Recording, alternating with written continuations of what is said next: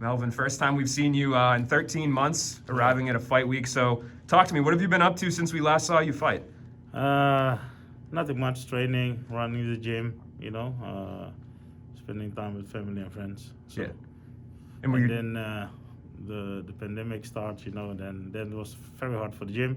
So we were like busy. We trained a little bit at that time.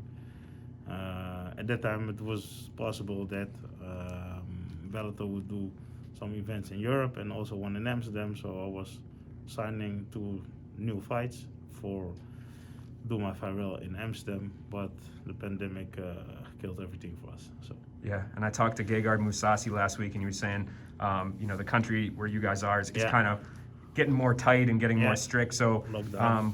is that kind of what was happening towards the end? Today they discussed this, and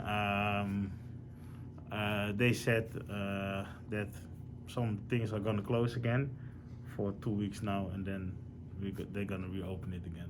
Yeah. Was there any concern about coming here that you wouldn't be able to get back? No, there was not concern. No concern. Gotcha. And you were supposed to fight a few weeks ago, and that obviously fell through. So can you talk about what happened there with the Simon Bagnon fight? Yeah, I didn't know what happened. And what I heard is that it was the first time in France, and then the French authorities said that he had not so much experience, so that's why they canceled the fight, because it's the first show in France.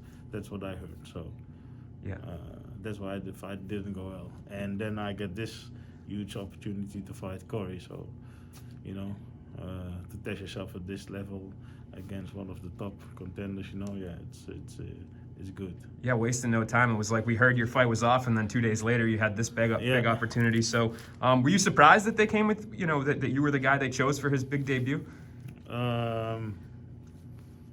Yeah, it's not really a surprise, but it's for him it's a good fight, I think, and for me it's a good fight. It's stylistically it's a nice fight. I know that he's like one top contender, but I know also that I also can do some things. So it's gonna be a nice fight, I think. Yeah, what do you like about it from your perspective?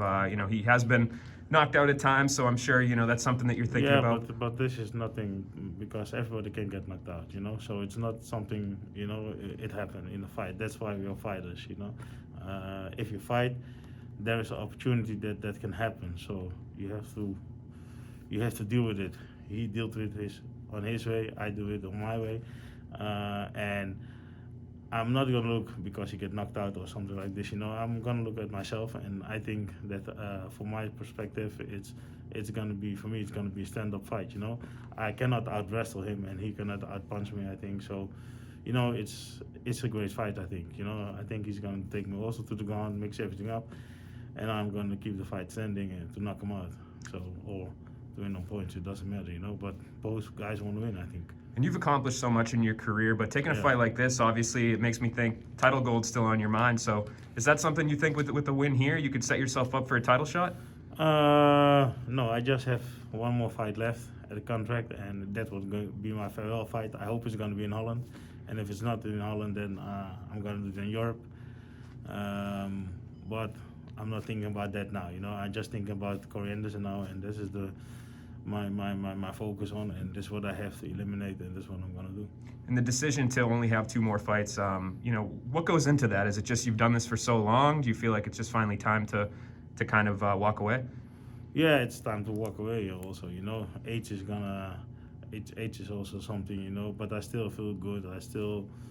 I feel awesome, I train with all the young guys, so everything is going good, but I think it's a time to come and a time to go. And my time is almost there. Yeah. And how do you think you've been able to do that? I mean, it's hard for some fighters to even fight into their late 30s. Here you are in your mid 40s, and you're still able to do what you're doing. I love the game. I live for this shit. This is what I say. I live for this shit.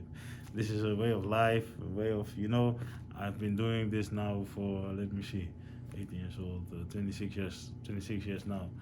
So it's a way of life, man, and that's why it's also hard to stop. But I finished my pro kickboxing career 2-3 years ago with Raymond Bianski, and I did it on purpose because I know I couldn't stop immediately, so I stopped kickboxing. I never kickbox anymore, you know.